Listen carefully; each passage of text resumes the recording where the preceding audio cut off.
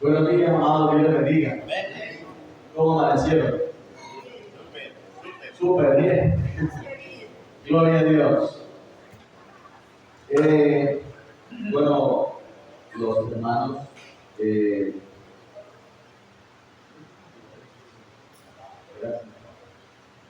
en Ocaña les envía saludos y también los hermanos de Aguachín. Nos fue bien, gracias al Señor, y regresamos el lunes, tempranito. No, tan temprano, siempre, como salimos desde Aguachita, salimos como tipo 9:30, estuvimos en Ocaña un ratito y salimos, llegamos aquí como a las 5 y algo.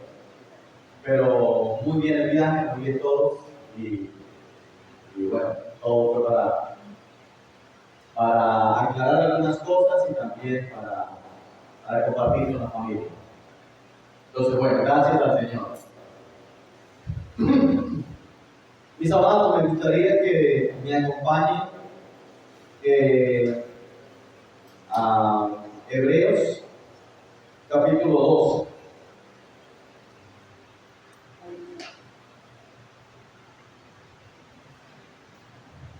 Hebreos capítulo 12. Sí, Hebreos capítulo 12, del 18 en adelante podríamos.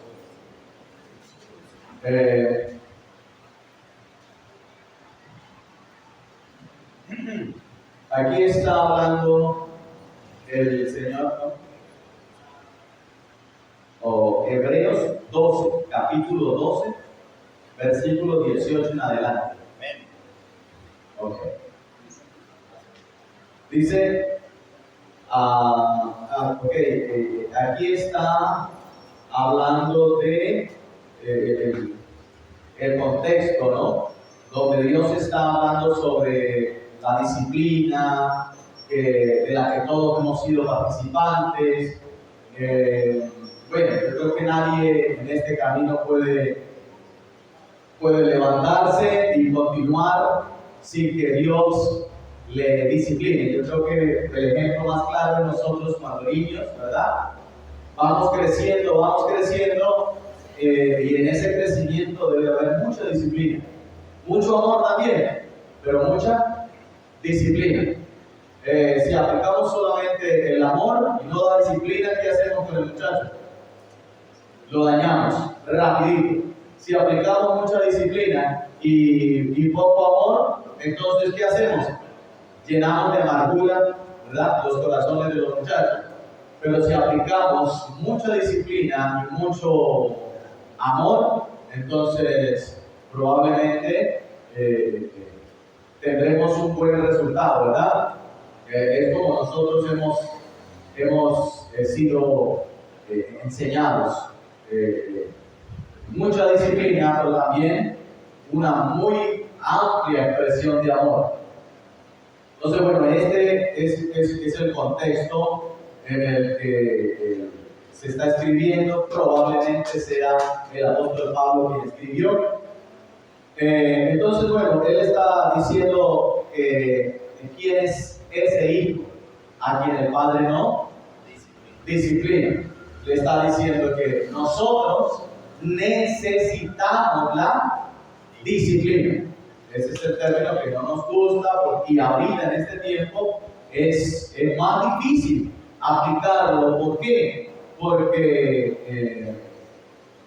se dice que se atenta contra la libre expresión de la personalidad y tantos otros inventos del enemigo que se han dicho para dañar, porque el enemigo vino con un propósito, y el fin de todo es destruir.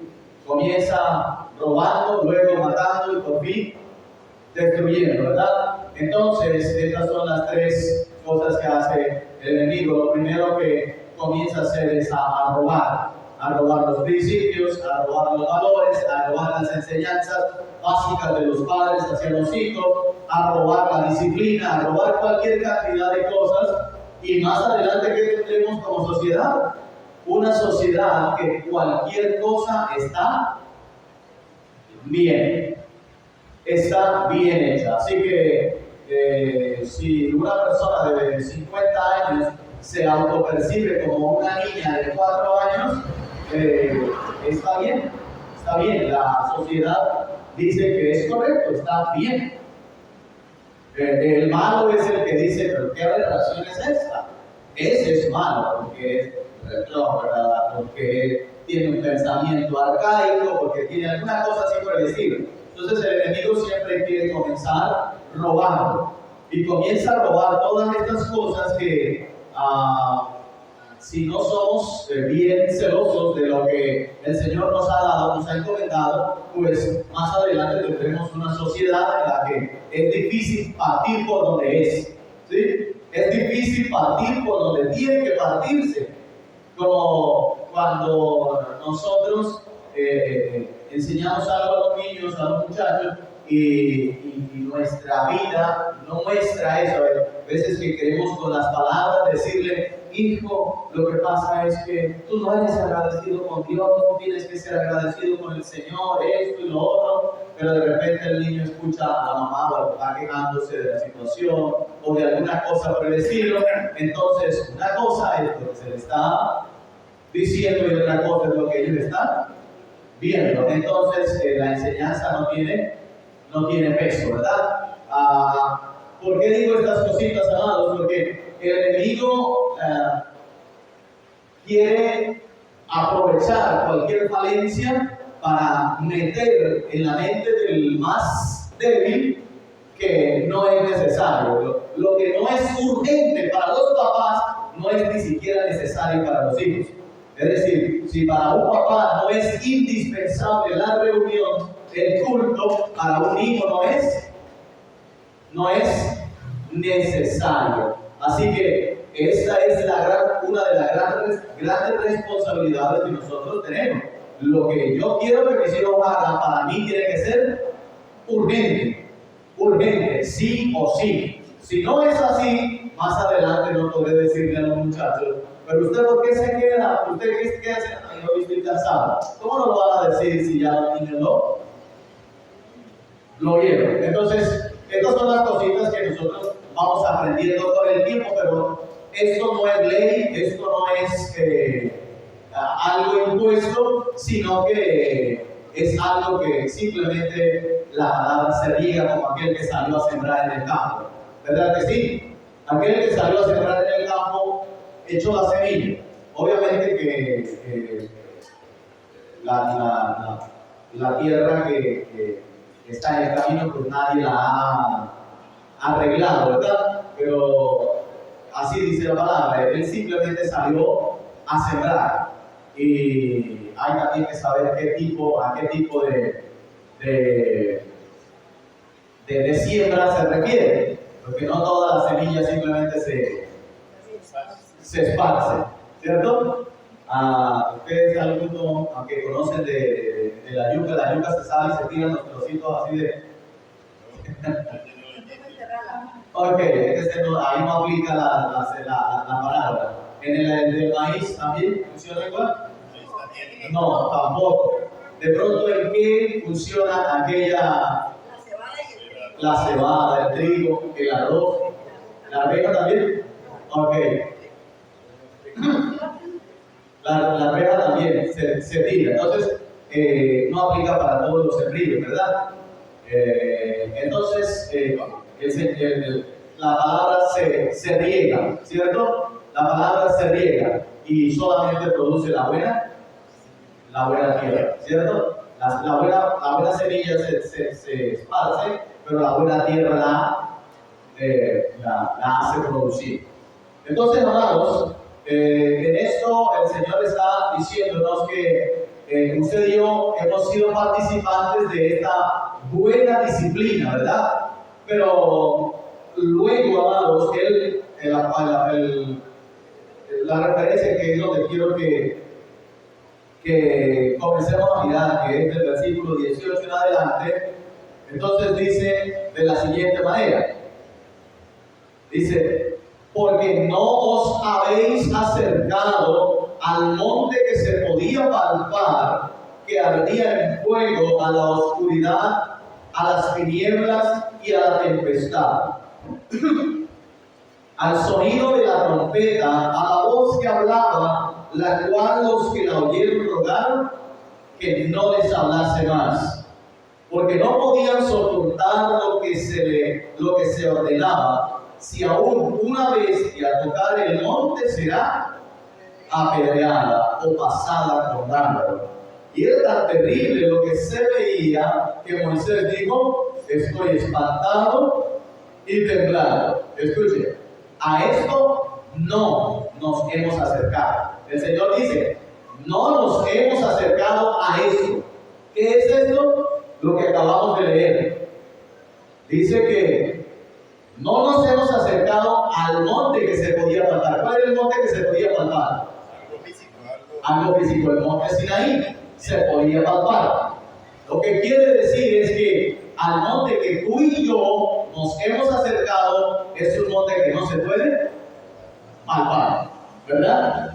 Y está diciendo, no nos hemos acercado al monte que se podía palpar. Ok, ahora miramos. Entonces dice, no nos hemos acercado a ese monte que se podía palpar. Igual donde fue dada la ley era el monte Sinaí.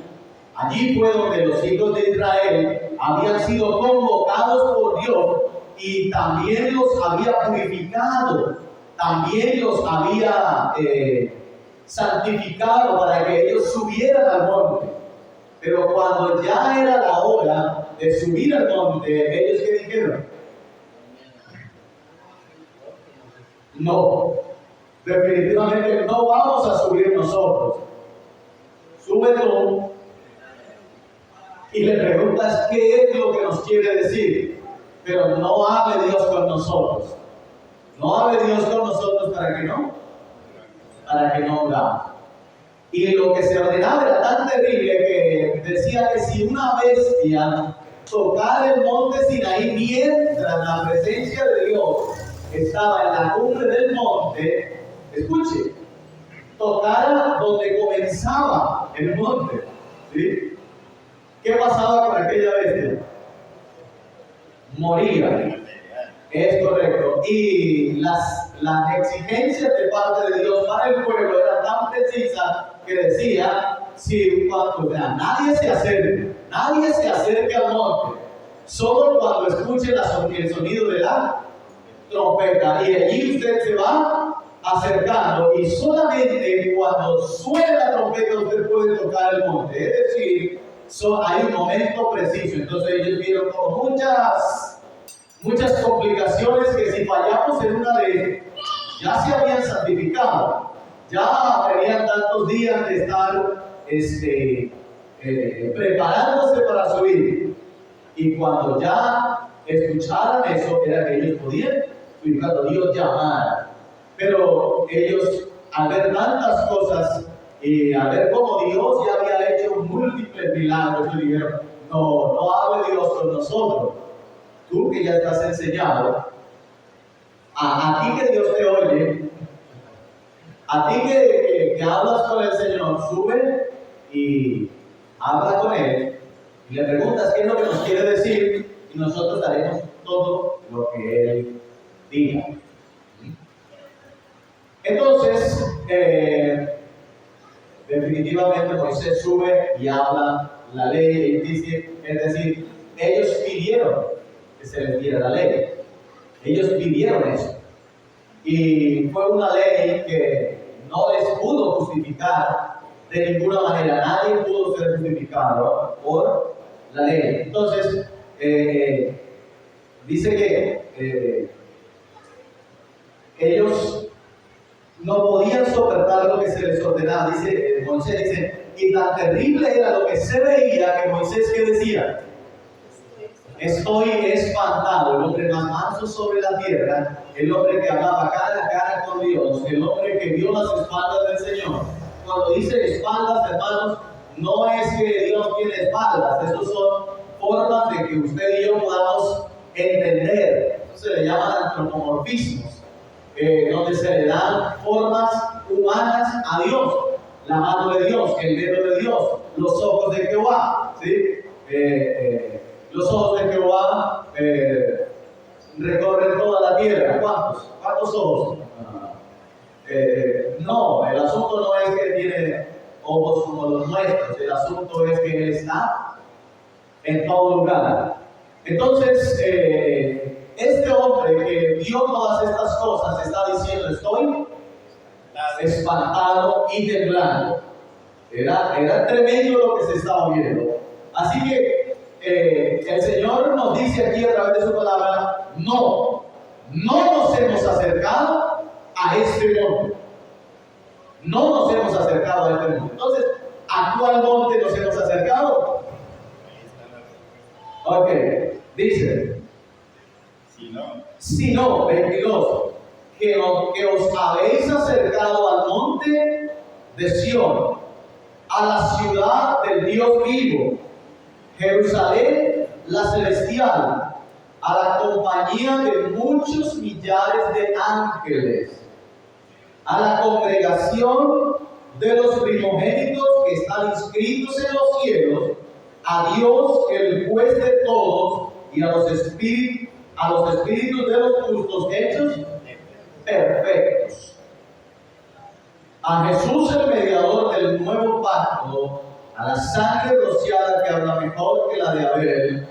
Mirad que no desechéis al que habla, porque si no escaparon aquellos que desecharon al que los amonestaba en la tierra, mucho menos nosotros si desecharemos al que amonesta desde los cielos. Ok, entonces, ¿a qué monte sí nos hemos acercado? Al monte Sión. Este monte Sión, amados, nos está diciendo cuál es ese monte. El monte, escuche bien, lo dice claramente el versículo 24. Dice: ¿cuál es ese monte, amados? ¿Cuál es ese monte? Jesús, el mediador de un nuevo pacto, o del nuevo pacto. Ese es el monte al que tú y yo nos hemos acercado. Amén, amados. Este es el monte al que tú y yo nos hemos acercado. Y no porque tú y yo nos acerquemos, sino al que Él nos ha acercado. Así que este nuevo pacto, amados, nosotros podemos tocarlo a través o mediante la fe. Porque sin fe es imposible. Incluso cuando te vas a acercar en oración, debes creer que le hay. Y el creer en la palabra significa la fe. Entonces, nos hemos acercado por la fe al monte de Sión. Por eso aquel monte se podía palpar y este monte no se puede palpar. Solamente que por la fe nosotros nos hemos acercado. ¿Y a usted algún día lo han rociado con sangre? Yo creo que algunas congregaciones tienen no costumbre, para no decir o ya dije la palabra, ¿no? La costumbre no, sino de ungir con aceite. Entonces la persona la toman y le echan aceite en la cabeza, todas estas cositas, ¿verdad? Son cosas simbólicas que se utilizan, ¿sí? Pero creo que con sangre a nadie, ¿verdad?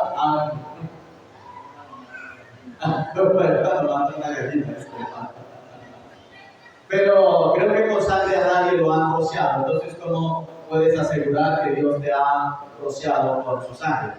Es solamente algo que puedes creer y algo que el Espíritu Santo da testimonio a tu vida de que en verdad tú y yo hemos sido rociados con la sangre de este nuevo pacto. ¿Sí? Y que en verdad nos hemos acercado al monte de Sión, a la compañía de muchos millares de ángeles. Dice: a la congregación de los primogénitos que están inscritos. ¿Dónde? en los cielos a Dios, el juez de todos los espíritus de los justos, hechos perfectos. Se nos fue la luz, pero podemos continuar otro rato, ¿cierto? Ok, entonces dice la palabra que este nuevo pacto, amados, este nuevo monte al que tú y yo nos hemos acercado, aunque el monte que se podía palpar tenía unos reglamentos que eran naturales, y por eso se decía que se hablaba desde la tierra, ¿sí? Se hablaba desde la tierra. Y entonces el Señor dice que aquellos que fueron amonestados desde la tierra, esto es, ¿desde dónde? Desde el monte Sinaí. Aquellos que fueron amonestados desde la tierra, dice, no escaparon de la exigencia que se estaba ordenando. Escuche bien, si aquellos que fueron amonestados desde la tierra no escaparon, dice, mucho menos nosotros, o que somos amonestados ¿desde dónde? Desde el cielo. Escuche una cosa, el Señor ha quitado de cierta manera el punto hacia dónde te acercas, a dónde nos acercamos, pero el nivel de responsabilidad bajó también. ¿O qué pasó con eso? Mire, tenían responsabilidades los que escucharon la palabra desde la tierra. Tenían la responsabilidad, pero ellos, teniendo esta responsabilidad, le faltaron a esa responsabilidad. Ahora, en responsabilidad, ¿quién tiene mayor responsabilidad? ¿Los que fueron amonestados desde la tierra o los que somos amonestados desde el cielo? Los que somos amonestados desde el cielo. Escuchen, el Señor no vino a decir, ok, me equivoqué, ya ahora no necesitan tener así como tanta santidad, como tantas de esas cosas. Ustedes no se acercaban a ese monte que los mataba, a ese monte que les hacía tantas cosas malas, sino que ahora se han acercado a mí, que soy gracia y amor y todas estas cosas, y ya. No, sino que ahora, aunque Dios se ha desvestido de su gloria, o se desvistió de su gloria, se despojó de su gloria, la responsabilidad es mayor, porque ahora Él está hablando ¿desde dónde? Dice, desde el cielo mismo. Por eso la responsabilidad de la iglesia es mucho más alta, porque no nos está hablando Moisés. ¿Quién nos habla, amados? El Señor, a través del Espíritu Santo. Por eso, si no escaparon aquellos, no escapará tampoco el que haga caso omiso a la voz del Espíritu de Dios. Amén, amados. Ok, y quería mirar un poco, mis amados, sobre esto que el Señor hace por nosotros. Lo que Él ha hecho por nosotros es algo que nunca logró el hombre, que no se pudo a través de la ley, pero que Dios lo hizo posible. Lo hizo posible en Jesucristo. Y todo tiene que ver con la justicia. Y no justicia como en el sentido de que cuando hay alguna cuestión mal hecha, un trato malo, entonces se levantan voces diciendo exigimos justicia, sino que nosotros seamos declarados justos, A usted no lo han condenado en la ley no lo han condenado, pero tampoco lo han declarado justo. Una persona, el hecho de que no la hayan declarado culpable no significa que también sea inocente. Sencillamente no la han ubicado completamente de cualquier cosa, pero y hay algunos que infringen la ley y simplemente viven tranquilamente. Eso no quiere decir que son inocentes. El asunto es que no tienen todavía el veredicto de si es o no es inocente. Usted y yo estamos aquí y lo que sí podemos decir antes de todo, escuche, antes de todo es que Dios a usted y a mí nos ha declarado como justos. Él dice, hemos sido llamados a la compañía de millares de ángeles y también a la congregación de los primogénitos que están escritos en los cielos, al juez de todos los espíritus de los justos que hechos perfectos. Así que el asunto es que usted y yo hemos sido declarados justos por aparecer inscritos, ¿dónde? En los cielos, en el libro de la vida que es nuestro Señor Jesucristo, ¿verdad? Entonces, por eso hemos sido declarados como justos. ¿Ok? Entonces, Él comenzó, mire, la ley, el detalle de la ley era este. Comenzaba que la persona tenía que vivir toda una vida, escuche bien, tenía que vivir toda una vida conforme a la ley para que la ley lo pudiera declarar justo. Estamos hasta ahí, ¿cierto? Tenía que vivir conforme a la ley para que la ley lo declarara justo. ¿Ok?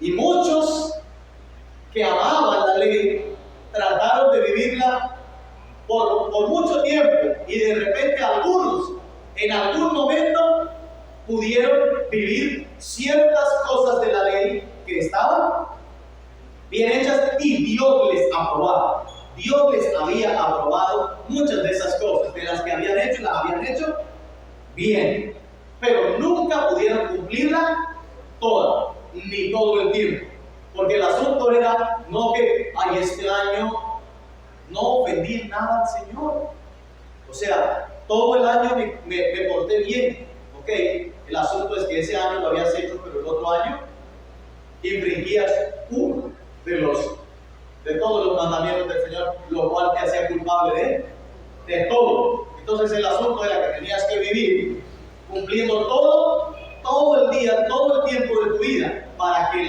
por la ley te pudiera declarar como justo. Efectivamente nadie lo logró.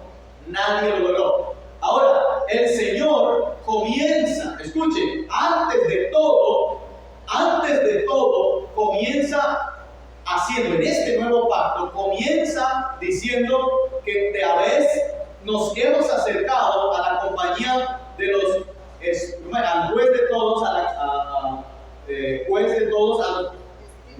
al Dios, el juez de todos, a los espíritus de los justos, hechos perfectos. Es decir, el Señor hizo, antes de cualquier cosa, hizo la justicia ¿para quién? Para nosotros, que hemos sido justificados como gratuitamente, ¿verdad? Gratuitamente. El Señor comienza por aquí, pero escuche, el hecho de que el Señor comienza por aquí no nos da pie a nosotros decir que entonces ya eliminó la responsabilidad, sino que antes nos dice, escuche, sí, aquellos que se les había dado la ley y tenían responsabilidad, y por esa responsabilidad dice, no escaparon porque incumplieron la ley. No escaparon. ¿Qué dice entonces el Señor ahora? Dice, tampoco, si ellos desecharon que les hablaba desde la tierra, mejor dicho, ¿dónde quedamos nosotros si desechamos al que nos habla desde dónde? desde el cielo. Este es el tiempo, amados, en el que el Señor ha dicho para que usted y yo no seamos enseñados por nadie más que por el Espíritu Santo. Es decir, la verdadera enseñanza viene directamente del Espíritu Santo a tu espíritu. Este es el tiempo en el que el Señor ha dicho, nadie le dirá a su hermano que todo aquel que tiene el Espíritu Santo es enseñado por el Espíritu Santo. El que no tiene el Espíritu Santo, entonces aprende religión. Pero el que tiene el Espíritu Santo es enseñado directamente por el Espíritu Santo de Dios. Amén, amados. Entonces, hay algo que es nuestro testigo y fue lo que Dios puso en la vida de los hombres. Si había un hombre que derramaba la sangre de otro hombre, según las primeras leyes, ¿qué tenía que pasar? Ok. Por la sangre del otro, su vida también sería, su sangre también sería derramada. Es decir, la ley del talión. Ojo por ojo, diente por diente. Si hiciste tal cosa, entonces la ley ordenaba que a ti también se te hiciera lo mismo. Y entonces la sangre se convirtió, mis amados, en algo que era testigo, era algo que acusaba, era algo que defendía, era la sangre. ¿Por qué la sangre? Porque el Señor dice que la vida de toda carne está ¿dónde? En la sangre. Le escuche bien, la vida de toda carne está en la sangre. Así que Dios dio la sangre y en ella está la vida de la carne, de todo lo que se mueve. Ahí está la vida. Y esto el Señor lo dejó, amados, para que cuando el hombre pecara, la única forma en la que podía pagar era con su propia sangre. Dice, ciertamente cuando alguien pecaba, la vida o su sangre sería derramada. El detalle es que la persona cuando derrama su sangre no puede derramar la mitad. Lo que el Señor hablaba era el derramamiento de sangre simbolizaba muerte. El derramamiento de sangre. Hoy se dona sangre. Se dona la sangre cuando hay alguien que está necesitando. Entonces gente va y dona la sangre. Pero él no dona el 100% de su sangre.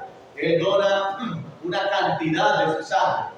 Y podría decirse entonces en aquel momento podría cortarse un poco y derramar parte de su sangre.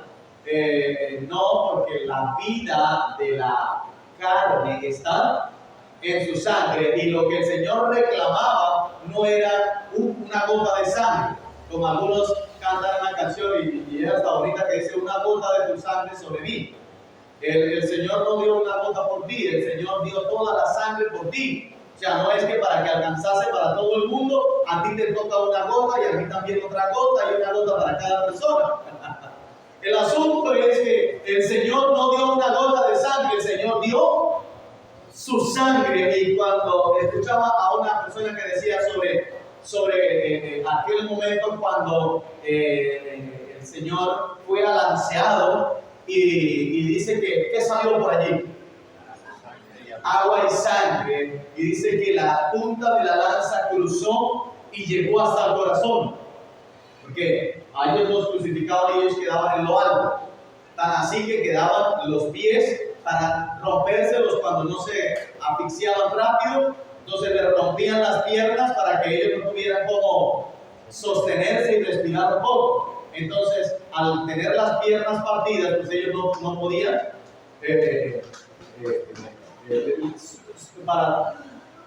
porque la crucifixión, el problema de esta cuestión era que ellos mismos alargaban su propio sufrimiento. Los mismos que estaban crucificados alargaban su propio sufrimiento. ¿Cómo lo alargaban? Porque cuando se sentían que se estaban ahogando, para poder resistir, para poder calmar el dolor que sentían al estar asfixiándose, entonces tomaban impulso otra vez, se paraban y de esa manera podían respirar, porque las manos siempre quedaban arriba, colgando. Entonces, eso lo hacían.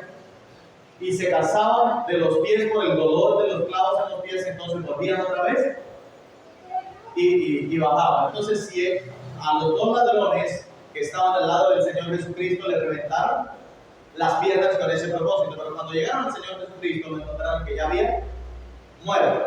Y entonces, digo, no, pero ya este se murió. Entonces le pasa la lanza y le dice, pues asegúrese. Y entonces él clava la lanza en su costado de la parte de abajo y llega al corazón. ¿Por qué se cree que llegó al corazón? Porque es el único lugar que rodea el corazón, lo que es cuando tocan el pericardio, ahí es donde hay agua. Ahí es donde puede salir agua. Y ese es exactamente lo que el Señor lo que se dice del Señor, que salió agua y sangre. Entonces, y allí habla de al romper el corazón, cada gota de sangre fue derramada. Así que el Señor por nosotros no dio una gota.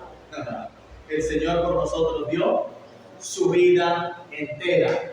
Su vida entera. Usted se habrá cortado y habrá ahorrado más de una gota. Y eso no simboliza que su vida se vaya a acabar porque perdió una gota de sangre. Así que el Señor reclamaba siempre la vida entera, es decir, hasta la última gota de sangre. También en la antigüedad el Señor había dicho, no vas a comer la carne con su sangre, no la vas a comer. ¿Por qué no la iba a comer? ¿Por qué no la comía? La sangre es la vida. Porque la sangre era la vida de toda carne. Y dice, y demandaré de ti. Si te comes la carne con sangre, voy a demandarlo de ti. Estoy comiendo la vida de otra vida. Y el Señor no lo permitía. Pero aquí en lo que estamos leyendo, ¿por qué me meto con la sangre? Porque está hablando de que en el versículo 24 dice, Jesús, el mediador de un nuevo pacto, y la sangre rociada que habla mejor que la de Abel. La primera vez que se encuentra sangre en la Biblia es precisamente cuando la sangre de Abel es derramada. Cuando la sangre de Abel es derramada, la primera vez que se encuentra la palabra sangre. Así que Abel está muerto y el Señor dice que cuando se encuentra con Caín, le dice, cuando llama a Caín, le dice, Caín, ¿dónde está tu hermano? Le dice, ¿acaso soy yo guarda de mi hermano? Y entonces él le dice, Caín, o sea, usted no sabe con quién es que está hablando, o sea, todavía no entiende quién es el que le está preguntando. Caín, la sangre de tu hermano clama a mí desde la tierra, desde el suelo. Así que la sangre fue el primer testigo del pecado. Escuche bien. La sangre fue el primer testigo contra el pecado. Aunque Dios había vestido a Adán y Eva con la piel de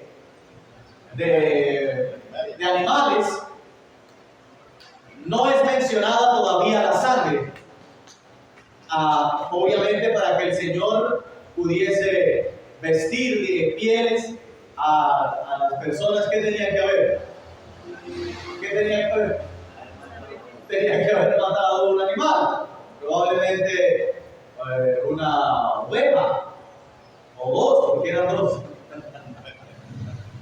Así que la sangre se convirtió, escuche, el primer testigo sobre el pecado. La sangre atestiguaba, es decir, la misma vida humana atestiguaba contra su propio pecado. Escuchen, la misma carne, la misma vida del hombre atestigua contra su propio pecado.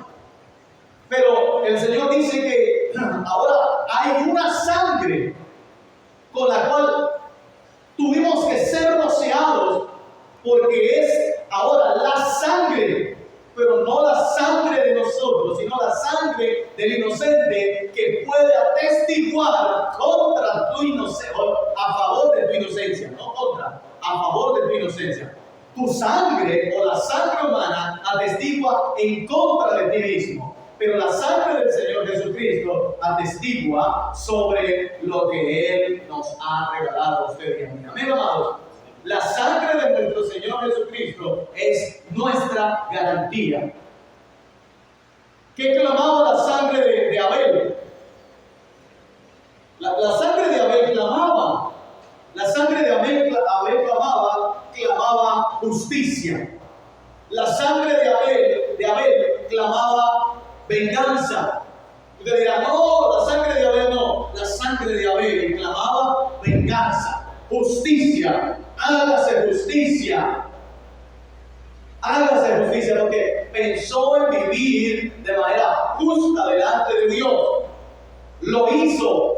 El enojo que hubo en contra de él fue por hacer algo agradable a quién? Al Señor. Entonces, cualquier sangre que fue derramada de los santos, esa sangre que pide justicia, pide venganza. Escuchen, la sangre, no que la persona después de muerta sigue diciendo, Señor, mátalo porque Él me mató, Señor, mátalo porque Él me mató. No, el asunto es que la sangre es testigo de nuestra maldad. Si usted no me cree, vaya ahí a Apocalipsis cuando dice, y vi las almas de quiénes, de los que murieron sobre una cama tranquilitos. ¿De quiénes, amados? De los decapitados. ¿Qué significa decapitado, amado? ¿Cómo murieron? Murieron sin cabeza, es decir, les fue cortada la cabeza. Dice, vi la sangre de los decapitados, perdón, la sangre no, vi las almas de los decapitados. ¿Y qué clamaban, amados? ¿Qué clamaban, por favor? ¿Qué decían? Señor, ¿hasta cuándo? ¿Hasta cuándo no vengarás? Amados, ¿qué clama la sangre? Venganza. Vi las almas de los decapitados debajo del altar que clamaban y decían, Señor, ¿hasta cuándo, Dios santo, vengará nuestra sangre de los que viven todavía en la tierra? ¿Qué clama la sangre entonces? ¿Qué clama la sangre? Justicia. Claramente hay muchos que piden justicia y no son justos. No son justos. Piden justicia, pero a ellos mismos les alcanzará la justicia. Pero por eso el Señor nos da la garantía a nosotros y nos dice, la sangre del Señor Jesucristo habla mejor que la de Abel. No es que la de Abel habla bien y la de Jesús habla mejor. No, la sangre de Abel pide justicia y la sangre del Señor Jesucristo da precisamente el pago. La sangre del Señor Jesucristo es el pago por nuestra justificación.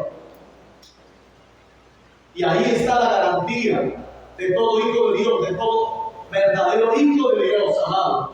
La sangre de nuestro Señor Jesucristo, la cual ha sido derramada por nosotros.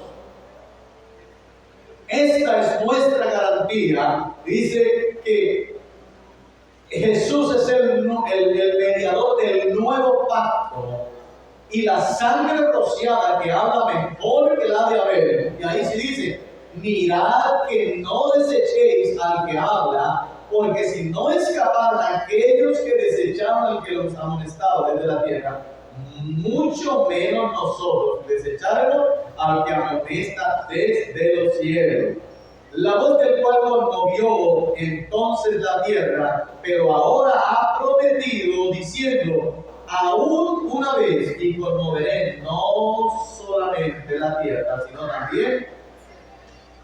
Y esta frase, aún una vez, indica la remoción de las cosas móviles como cosas hechas para que queden las inconmovibles.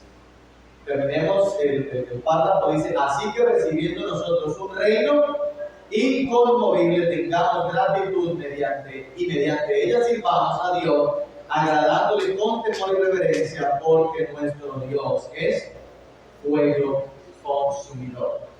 Así que, mis amados, el hecho de que el Señor haya comenzado por donde usted y yo nunca pudimos, comenzó exactamente por donde, donde usted y yo nunca pudimos llegar, que era declararnos justos delante de Dios. Dos testigos teníamos en contra, el uno nuestra propia sangre y dos, Satanás. Satanás es el acusador de cada uno de nosotros. Y el Señor dice que ¿quién acusará a quién? A los escogidos de Dios. Ciertamente, ahora todavía hay quien acuse. Todavía hay quien acuse. Y aunque nosotros tenemos de parte de Dios la justificación, claramente nosotros tenemos que tener la intención como de haber recibido de Dios. Tenemos que tener la intención de caminar con mayor responsabilidad que como caminaron nuestros hermanos los israelitas en la antigüedad.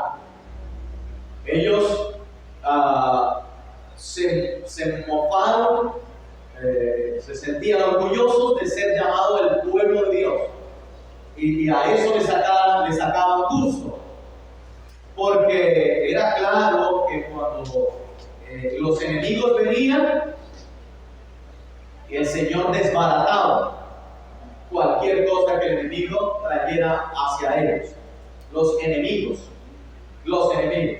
Así que ellos tenían ese Dios que ellos clamaban y Él les respondía, y era, imagínense, ¿quién no quiere tener un Dios así?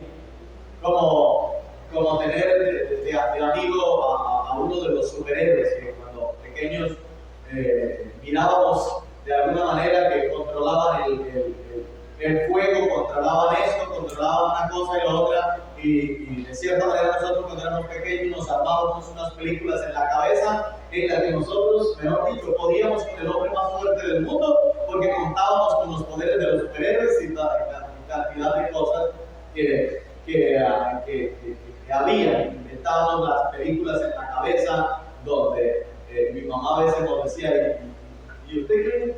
Porque nosotros estábamos tan metidos en la película que teníamos en la cabeza, pero no las películas que veíamos, sino con los poderes que ellos tenían, nosotros hacíamos que nosotros también los teníamos. Y mi mamá decía, hijo, pero es que yo lo veo a usted y hace que... El asunto era que estábamos allí en esa... Entonces, ¿cómo no sentirnos poderosos en ocasiones con un Dios así? Entonces, de esa manera los judíos querían sentirse superpoderosos porque tenían un Dios que desbarataba a todo el que viniera por delante, si estaban en obediencia, ¿verdad? Entonces, eso les llenó de cierta alegría, de cierto orgullo, ¿sí? De cierto orgullo. Y amados, en cuanto a esto, el Señor dice que nosotros debemos tener cuidado con esta parte, porque aunque tú y yo hemos sido justificados delante de Dios y Él mismo nos ha acercado a este monte que no es palpable, pero que habla. Ahora no habla de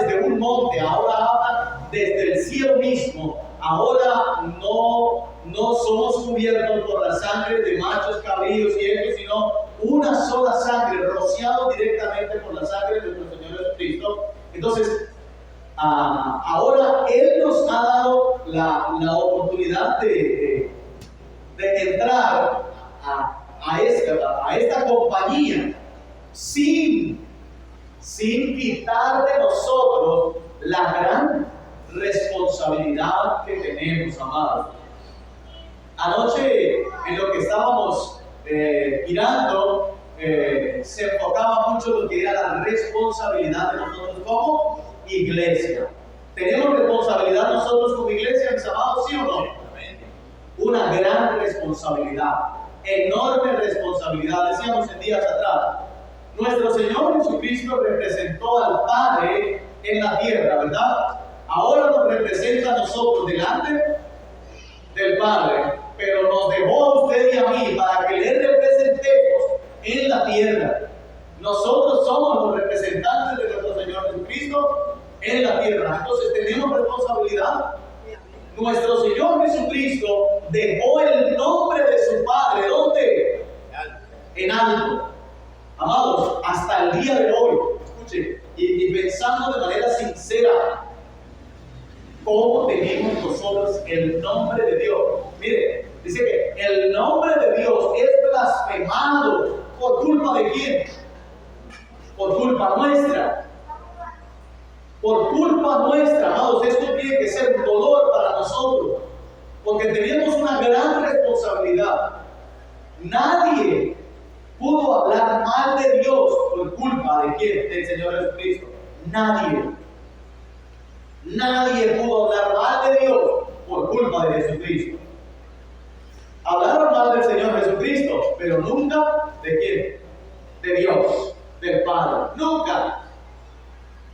Nunca. Así que el asunto es que pueden hablar mal de ti y de mí, pero por mi culpa no pueden hablar mal de Dios. Es decir, que nunca se volviese a decir, ¿y eso qué es? Cristiano. ¿Sí han escuchado eso, verdad? Se dice. ¿Y eso qué es evangelio? Amados, ¿cómo está quedando el nombre del Señor allí? Entonces, la responsabilidad que nosotros tenemos es con nuestro Señor, aquel que lo ha dado todo por nosotros. Nuestra responsabilidad de mantener el nombre de nuestro Señor en alto. Esta es la gran responsabilidad que tiene la iglesia. Anoche se hablaba de llevar este mensaje ¿hasta dónde? Hasta lo último de la tierra. Hasta lo último de la tierra. Y no es solamente que tenemos que... O sea, hay una aplicación muy buena que es Jerusalén, luego un poquito más, Judea, luego un poquito más, Samaria y luego hasta lo último de la tierra. Esa forma es muy bonita porque da una enseñanza, ¿verdad? La enseñanza es que tú vas extendiendo, ¿cierto? Y es muy bueno comenzar por la casa, es muy bueno comenzar por los comenzar por lo más cerca, ¿verdad? Y está muy bonita esa explicación y es bonito, es aplicable, es muy bonita la explicación. El asunto es que cuando el Señor, a través del apóstol, escribió, el Señor Jesucristo mismo dijo que la palabra, ellos tenían que atestiguarlo de Él, lo tenían que atestiguar. En Jerusalén hay una I que es obviada para darle un poco más de sentido en el español. Y en el griego original aparece la I. Entonces no es en Jerusalén, en Judea, sino en Jerusalén. Y en Judea. Y en Samaria. Y hasta lo último de la tierra. La I significa algo simultáneo, no algo progresivo. progresivo, sino algo simultáneo. Es decir, que tú y yo, como iglesia, tenemos que estar testiguando ¿dónde? En todas partes, en todo lugar, en Jerusalén y en Judea y en Samaria y hasta lo último de la tierra. No lo enfoca de algo de manera progresiva, sino algo simultáneo que se tenía que estar haciendo en todo lugar. Por eso me gustó tanto la escritura que el muchacho utilizó cuando habló de el apóstol Pablo quería ir mejor dicho, el Señor le estorbó el plan.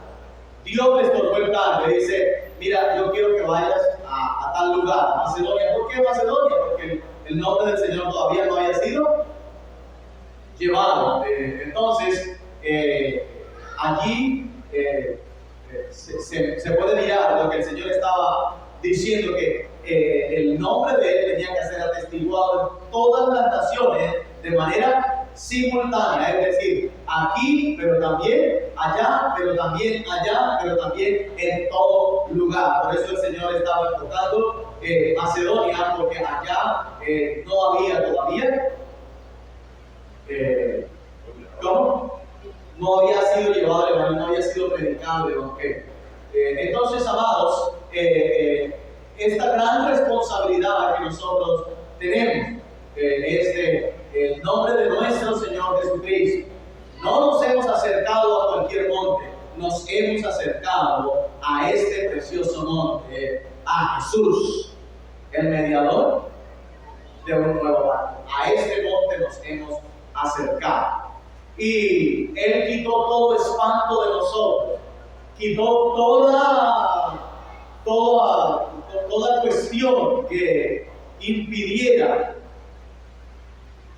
el acercarnos al Señor. Él simplemente nos ha limpiado. Cuando creímos, nos limpió y nos acercó a Él. ¿No es así, amado? Cuando creíste en el Señor, no fuiste limpiado de tus pecados y ahora tienes acceso al Padre a través de nuestro Señor Jesucristo. ¿No es así, amados?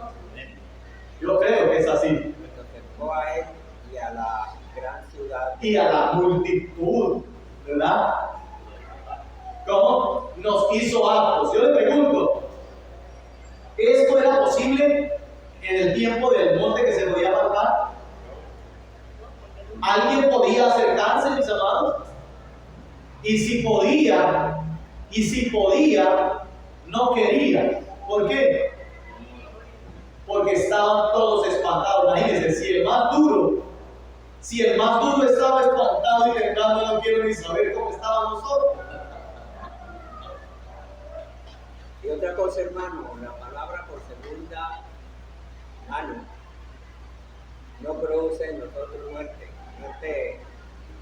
progresiva, muerte a Dios, pero cuando es directamente con Dios, la otra es otra cosa. Así es. Sí, uno puede oír mucho la palabra por boca de otro, pero cuando Dios le habla directamente, uno lo muere porque muere, o sea, no escapa.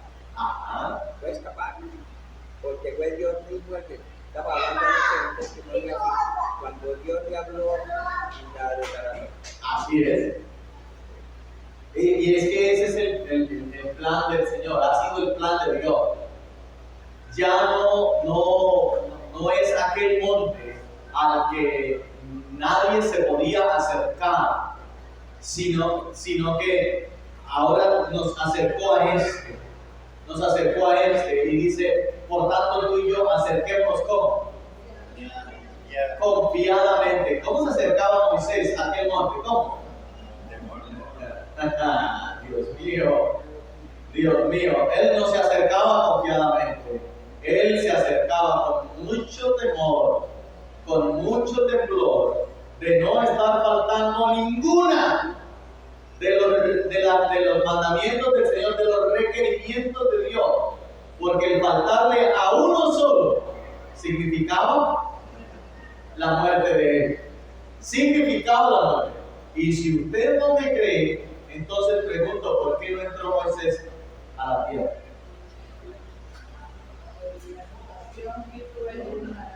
Y el asunto no fue malo, amados. El asunto no fue malo. ¿Cómo se le llaman las aguas? Las aguas de la rencilla. ¿Cómo? Ajá. Y el asunto, amados, es que el Señor, o sea, el apóstol Pablo, Moisés estaba escuchando al Señor siempre. Y él estuvo atento, amados, a cada cosa que el Señor le decía. Atento a cada cosa que el Señor le decía. Moisés, ¿qué haces allí? Extiende tu mano y las aguas se abrirán. Envió su mano y listo. Moisés, ¿qué haces allí? Golpea con tu báculo la tierra y ya vendrán las plagas.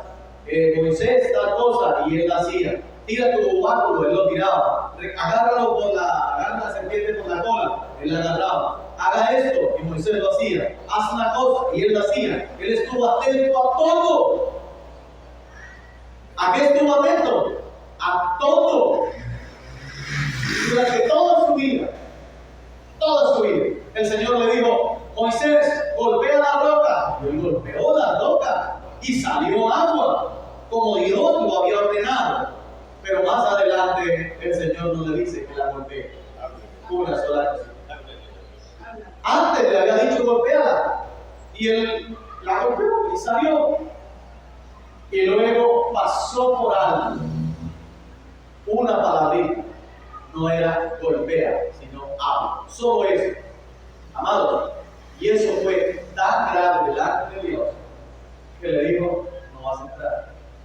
Y le preguntaba, Moisés le decía, Señor, ¿pero por qué? ¿Pero por qué? Porque no me diste la gloria ahí en las aguas estas cuando le dije Sí, pero por eso, Señor, por eso, Señor. ¿Sabe qué? No hables más de eso. Así se lo dijo el Señor. El Señor, ¿sabes qué? No me preguntes más de eso. No vas a entrar y ya. Sí. A través de la ley, ¿quién podía ser justificado? Ni el mismo dador de la ley pudo ser justificado por la ley. Tuvo que ser por misericordia, por la gracia de Dios. En Gálatas 13:11 dice, por la ley ninguno se justifica para Dios. Estaba establecido para el nuevo pacto. Así es. Mostraba el pecado, pero no había ninguna solución. No había. Por eso reinó el pecado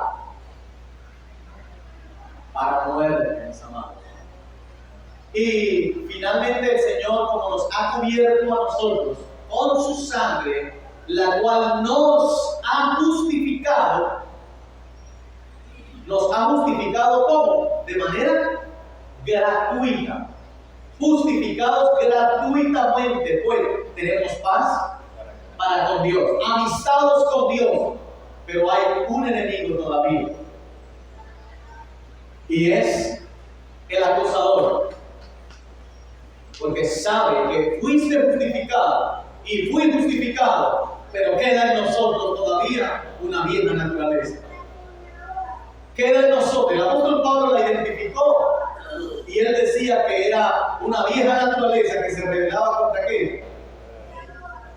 Contra la ley de su mente, se rebelaba. Pero él ya había sido justificado delante de Dios. Justificado delante de Dios, tenía paz para con Dios, había sido arrebatado hasta el tercer cielo, había disfrutado de las cosas, pero había una ley en él que se rebelaba contra la ley de su mente. Ok, y cuando aquella ley se revela o está en rebelión constante con nosotros, tenemos que tener un cuidado. No es que la ley se revela y me obliga y yo me tengo que dejar porque es mayor que yo. No es lo que quiere decir el apóstol Pablo. Él dice que esto se rebelaba contra él, contra la ley de su mente. Y cuando él decía las cosas que no quiero hacer, esas hago, y las que quiero hacer no puedo hacer. No quiere decir que, pero ¿qué hago? ¿Pero qué hago? Si la vi y esa mujer es tan hermosa y no me pude contener y esto. No, eso no es lo que está diciendo el apóstol Pablo. Estas cosas no se deben ni siquiera tocar ya dentro de el pensamiento de nosotros. Pero el apóstol Pablo sí veía que en él quería haber aquel orgullo que lo caracterizaba a él, aquellas cosas que querían sobresalir, que lo querían adular, que lo querían. Pablo, pero usted no es cualquier cosa. Pablo diciéndole al apóstol Pablo, Pablo, pero usted no es cualquier cosa. Es correcto, usted no es cualquier cosa. Dios le ha dado a usted una bendición extraordinaria. Pablo, imagínese quién ha subido a escuchar aquellas palabras tan inefables, tan tremendas. Pablo, no eres cualquier cosa. Es decir, si te sentías orgulloso de haber sido adiestrado a los pies de Gamaliel, imagínate ahora haber sido adiestrado directamente, recibir la ley directamente desde Dios. Y entonces probablemente el apóstol Pablo tenía que estar luchando contra todas esas cositas. Entonces el Señor dice, no voy a coger a Pablito. No quiero que Pablito se me comience a crecer demasiado. Entonces,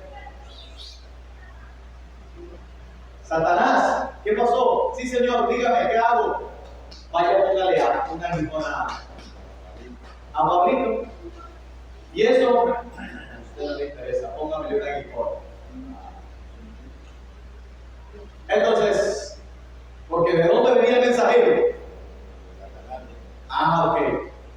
Entonces, viene el mensajero para Pablito, pone un aguijón con un solo objetivo. ¿Cuál es el objetivo? Una contrapesa. Correcto. Un contrapeso. El hermano sabe cómo van los motores, ¿verdad? Ve que aquí donde suben y bajan los.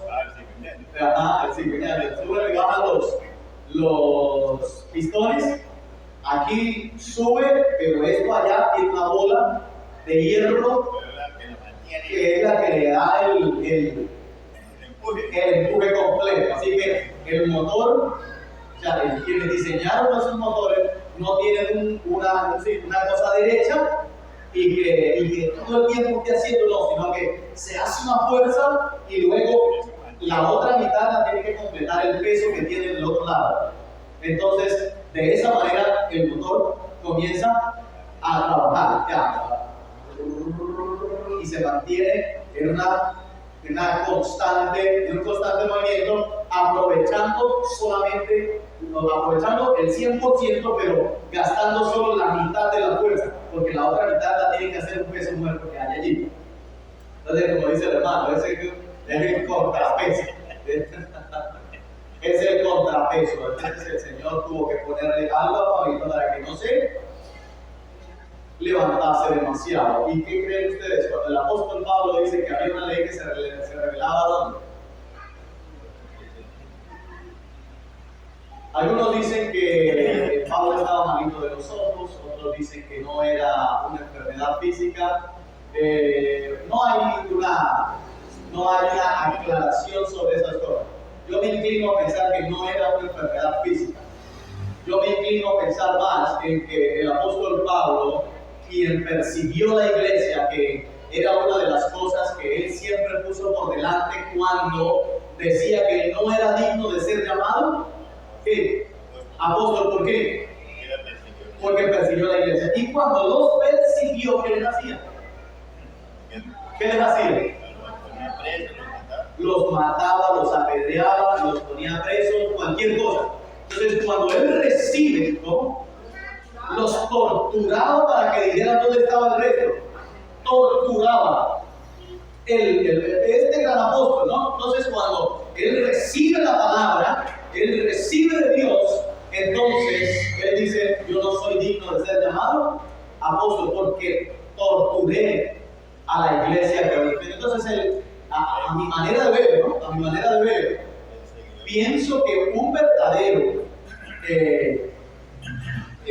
enemigo, un verdadero date quieto o algo que lo bajaba, ese mensajero, ese aguijón en su carne, era el pensamiento, ¿cómo? Condenación. Era condenación de parte del enemigo por lo que él había hecho. Tan así que él dice, es que no soy digno de ser llamado apóstol porque perseguía a la iglesia. Y perseguir no era cualquier cosa, perseguir era porque los mataba, los torturaba. El primer mártir de la iglesia, él dio su aprobación. Ahí que él estaba bien tranquilo y orgulloso mirando cómo le caían las piedras a Esteban. Él estaba allí bien tranquilito y contento, aparte de eso contento. Mataron ¿y dónde pusieron las rocas? A los pies de Pablo. Y él estuvo muy contento. Yo me imagino, cuando este hombre reconoció de Dios y comenzó a caminar, yo le pregunto, ¿esto le sería peso? ¿Sí o no? Esto era peso. A mi manera de ver, yo podría enfocarme más por ese lado a una simple manquera de los ojos. Como algunos han querido referir que en algún momento el apóstol Pablo dice, oh, mirad por cuán grandes letras os escribo. Si la cuestión era por una cuestión física, se pierde como el interés de lo que Pablo quería decir, pues está escribiendo con letras grandes porque estaba 12 y 14. No. Cuando hablaba de mirad con cuán grandes letras os escribo, era mirad con cuán ahínco, o sea, miren cómo estoy. ¿Cómo? Sí, estoy emocionado. Miren con cuán grandes palabras estoy hablándoles a ustedes. Ese es número uno.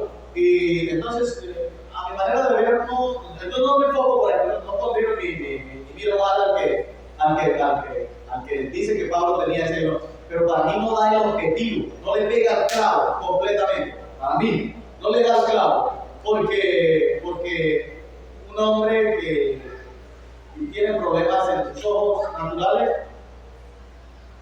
no creo que le dé. Incluso cuando él habla con Timoteo, que tiene un problemita, ¿dónde tenía el problemita Timoteo?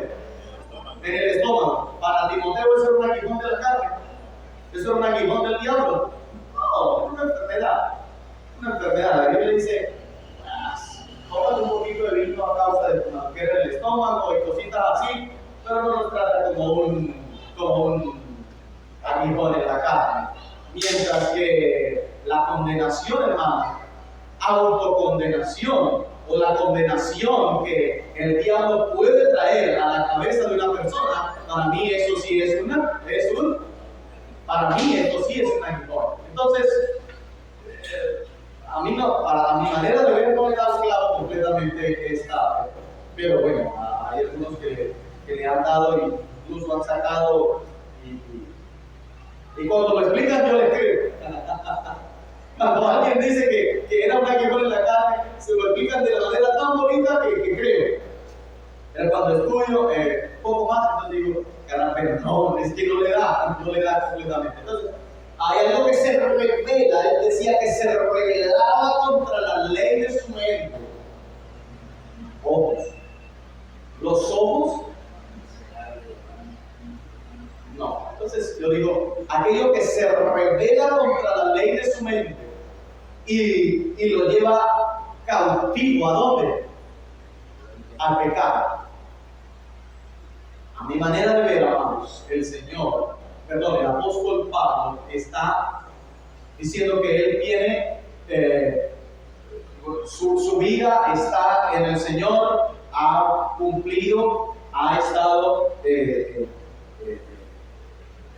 hablando la palabra, confesando la palabra, hablando todo lo que el Señor le ha permitido y él está perfecto, pero hay algo que se revela contra la ley de su mente y lo lleva cautivo a la ley del pecado. cuando el apóstol Pablo dice que lo lleva cautivo a la ley, no lo lleva cautivo al pecado, lo lleva cautivo ¿a dónde? O sea, la fuerza. A la ley del pecado. Es decir, no podemos decir nosotros porque el pecado lo primero que produce en la persona, ¿qué es? ¿Qué produce el pecado en una persona? Muerte, condenación, ¿verdad? ¿Trae o no trae condenación? Trae condenación. Pecado trae condenación. Pero el apóstol Pablo dice que no era cautivo y llevado al pecado, sino que era llevado a la ley del pecado. Y la ley del pecado es la que produce condenación. Entonces, de manera que yo puedo pensar que el apóstol Pablo lo que le pasaba era que el enemigo lo llevaba cautivo a la ley, o sea, a su propia autocondenación. Más no que el apóstol Pablo estuviese pecando de manera deliberada y él no podía hacer nada. En Romanos capítulo 8, versículo 1 y 2. Ajá. Romanos 8, versículos 1 y 2 dice: está la razón para no sufrir condenación, para no tener condenación. Y la segunda parte, ¿cómo es que somos librados? Que nosotros estamos en dice: ahora pues ninguna condenación hay para los que están en Cristo Jesús, los que no andan conforme a la carne, sino conforme al Espíritu. 2. Porque la ley del Espíritu de vida en Cristo Jesús me ha librado de la ley del pecado y de la muerte. Lo que nos libra de esa ley de pecado es la ley del Espíritu de vida en Cristo. En Cristo. Me ha librado. Y ahí estaba la respuesta. Es correcto. Entonces el Señor nos ha dado una ley y esta ley es superior a incluso nuestra propia buena manera de vivir, ¿sí? Porque por nuestra buena manera de vivir nosotros no somos justificados por eso. Fuimos justificados directamente por Dios. Dios nos ha justificado. Pero sigue habiendo una ley que se revela contra nosotros mismos y nos lleva cautivo a la ley del pecado, la ley del pecado. Y aparte de eso, si sumamos a veces nuestros descuidos, nuestras cosas, pues a veces se torna bastante pesada la cuestión dentro de nosotros mismos. Los demás te pueden ver y te pueden decir: hermano, qué bendición que es usted, qué alegría hablar con gente como usted, me llena tanto de alegría, me llena tanto de esto, Dios trajo una palabra hermosa por su boca, tantas cosas que en ocasiones vienen a nosotros de algunos hermanos que el Señor nos ha utilizado para llevar vida, ¿verdad? Y eso ha sido hermoso. Pero en ese mismo momento, cuando alguien te está diciendo así, tú estás en la lucha, estás diciéndole al Señor: Señor, no sé qué va a pasar conmigo, Señor, solito no voy a poder, estoy luchándola, estoy dando la pelea, pero la verdad no creo que pueda. Si tú no haces nada por mí, y estás en esto, y de repente para alguien tú eres de mucha bendición, ¿sí? Entonces pienso que en todas esas cositas el enemigo está como ayudando un poquitico a que te sientas un poquitico más abajo de donde debes estar. Entonces, amados, el gran privilegio que tenemos nosotros es de haber sido rociados. La garantía que tenemos es la sangre que Él derramó, porque la nuestra testigo contra nosotros mismos. La de Él es el testigo más claro de que tú y yo hemos sido justificados. Por eso la sangre de nuestro Señor Jesucristo habla mejor que la de Abel, y mucho mejor también que la nuestra. Porque aunque no ha sido derramada, testifica contra nosotros mismos. ¿Sí? Contra nosotros mismos, la vida humana. Entonces, amados, qué privilegio y qué responsabilidad la que Dios nos ha encomendado a nosotros. Ha hecho todo por nosotros pero nosotros debemos caminar y no desechar aquel que nos habla desde el cielo. Amén, amados. Amén. Dice entonces el versículo 28, así que recibiendo nosotros un reino inconmovible, tengamos gratitud y mediante ella sirvamos a Dios, agradándole con temor y reverencia. Y nos da una frase final. ¿Cuál es?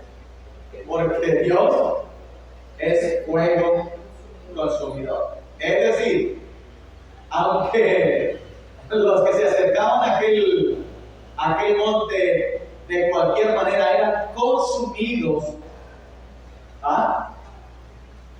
Claro, pero entonces el Señor ha quitado eso. Solamente que ha dado un tiempo donde tú y yo podemos acercarnos a Él confiadamente. Pero si no atendemos, como dice la palabra, al que nos habla desde el cielo, escuche, Él no ha dejado de ser fuego consumidor. Es decir, allá en el antiguo pacto Dios era fuego consumidor. Pero escuche, Dios es fuego consumidor. Dios es fuego consumidor. Así que la garantía de nosotros es Jesucristo. La garantía tuya y mía es Jesucristo. Él era fuego consumidor, Él es fuego consumidor. Si estos no escaparon al no obedecer la voz de Dios, usted y yo, ¿cómo escaparíamos si desechamos al que nos habla desde el cielo? Imposible. Dios es. Es decir, te acercaste al monte aquí donde el hijo se desvistió. ¿Sí? No dice la palabra así, hermanos. No nos dice la palabra. Se despojó del ser igual a Dios. Del ser igual a Dios. Para que usted y yo podamos entrar. ¿De qué se desvistió el Señor Jesucristo, mis amados? De lo que era la deidad de Dios. Es decir, bueno, no la deidad completa, sino de la gloria. Que dejó de ser Dios por un tiempo. No que dejó de ser Dios, sino o sea, aquello que podía matar al hombre, porque dice la palabra que nadie puede ver a Dios y vivir. Entonces, aquella gloria se despojó del ser igual a Dios, mas su naturaleza divina, él no puede despojarse de su naturaleza divina. Cuando estuvo aquí con nosotros, tenía su naturaleza humana 100%, pero también 100% era Dios. Tan así que él dice, el que me ha visto a mí, ha visto al Padre. Es decir, yo soy Dios. Entonces él no podía despojarse de lo que él es como persona, de lo que tenía.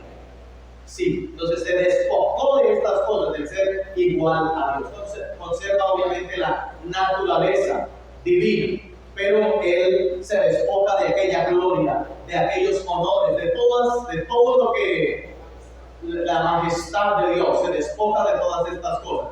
A ese nos hemos, usted y yo, acercado con un objetivo. Dice, él estuvo aquí con el fin de llevar muchos hijos a la gloria.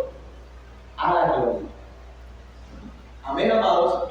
Entonces, él se despoja de todo esto, entra en el mundo para no acabar con el mundo, por eso se despoja, entra en el mundo para no acabar con el mundo, pero luego lleva muchos hijos hacia dónde? A la gloria.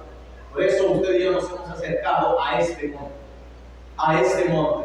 donde usted ha sido incrustado, metido en aquella congregación de los primogénitos, aquella compañía de millares de ángeles, y al juez de todos los espíritus, de los gustos, hechos perfectos. Él lo ha hecho por nosotros. Amén, amados.